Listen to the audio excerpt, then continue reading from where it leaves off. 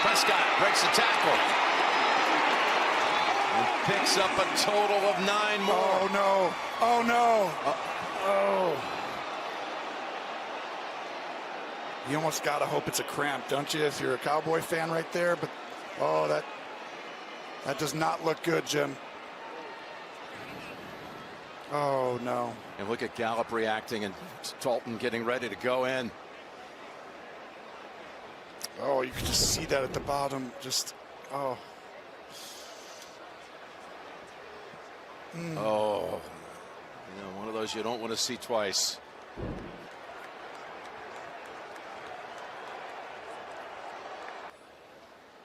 You saw it going to break. Dak Prescott's right ankle, right foot turned sideways.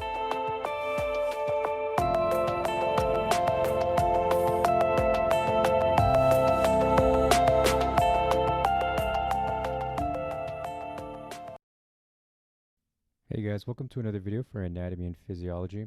In this video, we're taking a look at the injury that Dak Prescott sustained during this last week's Cowboy versus Giants game. It's a pretty gruesome injury. It's pretty serious, and it required surgery. He got surgery that same day, or I believe it was Monday. In any case, there are two things that happened in this injury that we're going to discuss. First, it was a dislocation and also a compound fracture. And so, although we don't know the exact details, now that's information that's privy to just Dak Prescott, his doctors, and I would imagine the Cowboys organization. Based off of the video and just the general reports that we get from online sources, we can get a really good guess as to what happened. So let's take a look at this. So we're going to take a look at each of these injuries, the dislocation and the compound fracture, separately. First of all, looking at the dislocation, let's go to the video real quick so we can kind of get a visual of the mechanism. Oh, no. And look at Gallup reacting and Dalton getting ready to go in. Here it is right here. So you can see right there. Okay. So this is the classic visual that you'll see with an ankle sprain, right? This is the lesser of this type of injury, or high ankle sprain, even with the way that the ankle is contorted medially. Now, this happens a lot with athletes, especially professional. I mean, even professional, high school, what have you, but in particular with professional athletes, because you know these guys are working at such a high level. They're contorting their bodies with so much force. You know, when you think about all the stop and go and the amount of force and strength that these guys have, that when their bodies are contorted and they get put in these really awkward positions where your body gets put in the positions that put it in at its weakest point. Now here, for example, you know, you can see his ankle bending inwardly, right, medially. Now what happens here is you're going to see right there. So with that ankle being contorted medially, and then on top of that, you have the Giants player's weight on top of that. It's an immediate dislocation, and you can see it right there. So at this point, Dak Prescott is feeling that probably like a shot up his leg with the dislocation of his ankle. And then it continues to go, and you can see there, yeah, you can see it's just contorted, and it's just a complete dislocation.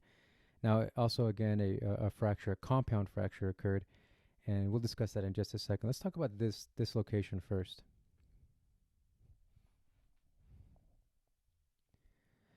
So typically when a dislocation, an ankle dislocation occurs, it usually happens right here. This is called the tibial tarsal joint. Here, let me remove these ligaments real quick. So let me hide it. So it's this line right here, okay? This is called your tibial tarsal joint. So this is the tibia right here, and then this is your tarsal. I'm sorry, your talus. Okay, and the joint, this space right here. So as you can see here, now that ligament that I just removed, that's just one of the many ligaments that aids in stabilizing the ankle. As you can see, it's kind of mummified here with all these different ligaments creating some stability. And so what will happen is that dislocation, this is the site of a ankle dislocation, a typical ankle dislocation. And so with enough force, so again, his foot was contorted medially, this tibia will detach from the talus. And again, with these athletes, with the amount of torque and force that they apply to their joints, it's a no wonder that this doesn't happen more often. And this has happened a number of times. What was the guy from the Celtics? Gordon Hayward. Gordon Hayward sustained a similar injury where he had a dislocated ankle a couple years ago.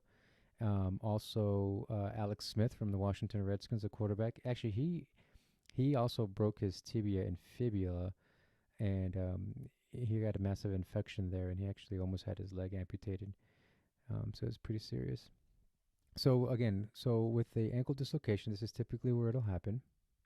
Okay, and so as you can imagine, with the tibia completely dislocating from the talus, all these ligaments must have torn, and that's part of the injury too, is that you have all these ligaments that are keeping these bones together.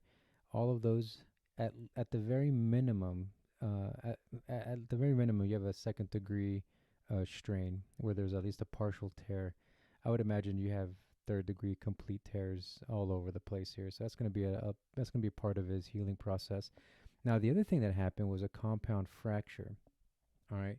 Now, given the fact that, so if I kind of zoom out, given the fact that his leg turned inward this way, okay, and his tibia dislocated out that way, most likely, what will typically happen with the force being pushed this way, and right there I have the fibula highlighted, okay.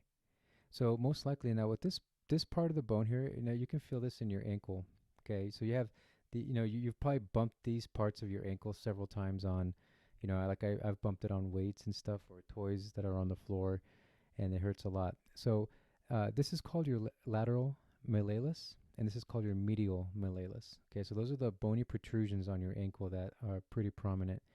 And so most likely as this dislocated inward, okay, this lateral malleolus most likely broke.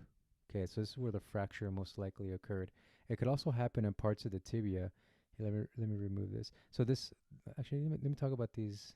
Actually, I do want to talk about these ligaments right here in just a second. Well, I mentioned a high ankle sprain earlier, right? Now, this happened to Terrell Owens a couple years ago when he was rolled up.